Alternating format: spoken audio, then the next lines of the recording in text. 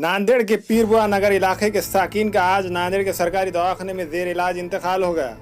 गुज़िश्ता 22 अप्रैल को नांदेड़ शहर में कोरोना वायरस का यह पहला केस सामने आया। शहर के पीरबुआ नगर के 64 साल शख्स की रिपोर्ट 22 अप्रैल सुबह मौसूल हुई, जो कोरोना पॉजिटिव आई, जिसके बाद पीरबुआ नगर इलाके को पुलिस ने सील कर दिया था। बताया जाता है कि वो कुछ दिनों से बीमार थे और इन्हें शुगर बीपी की शिकायत थी। बुखार, खांसी और सांस की तकलीफ की शिकायत की वजह से मरीज को 20 अप्रैल पीर की दोपहर गवर्नमेंट कॉलेज सरकारी दवाखाने में दाखिल करवाया गया था। मरीज का इलाज जारी था, लेकिन इनकी तबीयत मुसलसिल खराब होती जा रही थी और आज इनका इंतकाल हो गया। वाज़ेह है कि मरीज की दूसरी रिपोर्ट निगेटिव आई थी। दवाखाने में शरीक होने के 8 दिन बाद इनकी कोरोना रिपोर्ट निगेटिव आई थी, जो पूना से मंगवाई गई थी।